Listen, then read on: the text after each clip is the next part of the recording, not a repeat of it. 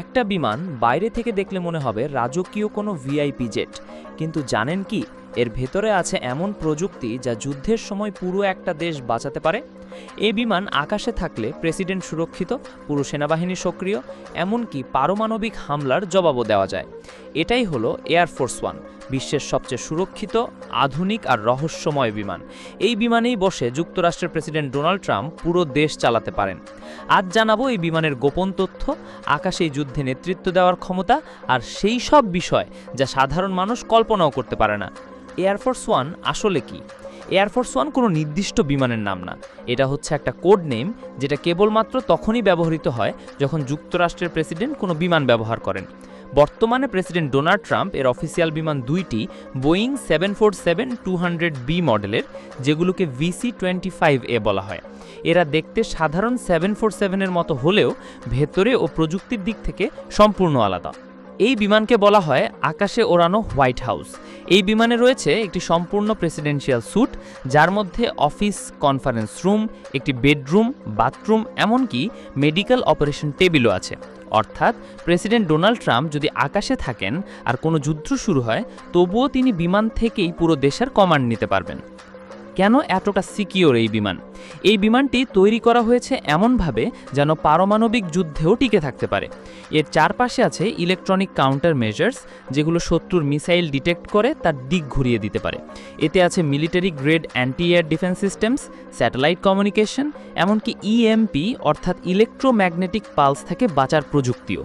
এক কথায়, যদি পৃথিবীর কোথাও যুদ্ধ শুরু হয়, প্রেসিডেন্ট চাইলেই বিমানে বসেই যুদ্ধের নেতৃত্ব দিতে পারবেন।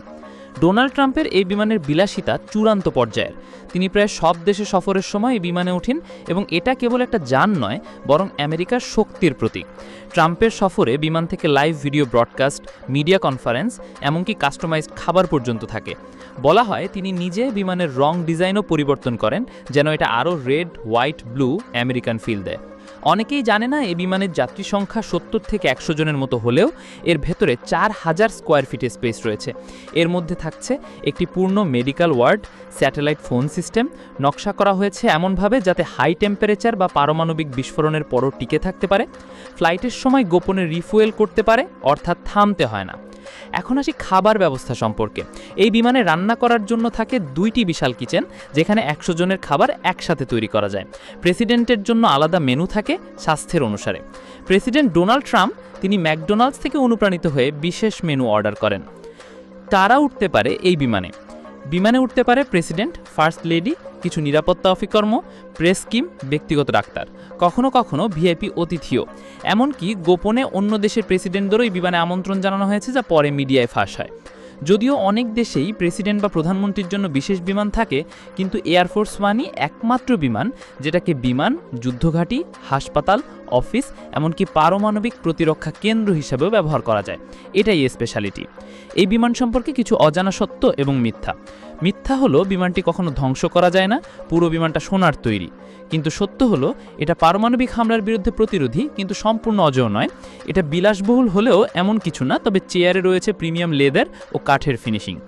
2027 সালের মধ্যেই আসছে নতুন এয়ারফোর্স ওয়ান VC-25B। এটা হবে আরও আধুনিক, আরও সুরক্ষিত এবং অনেক বেশি এনার্জি এফিশিয়েন্ট। নতুন ডিজাইনে থাকবে আরও উন্নত radar, cloud supported control, AI powered communication এবং ট্রাম্পের প্রস্তাবিত গাঢ় রংযুক্ত লুক। এখন নিশ্চয়ই তুমি বুঝতে পারছো, এয়ারফোর্স ওয়ান শুধুমাত্র একটা বিমান না, এটা একটা চলন্ত হোয়াইট হাউস।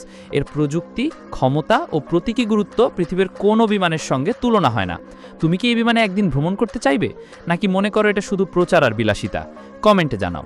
আর ভিডিও ভালো লাগলে লাইক, শেয়ার আর সাবস্ক্রাইব করতে ভুলে যেও না।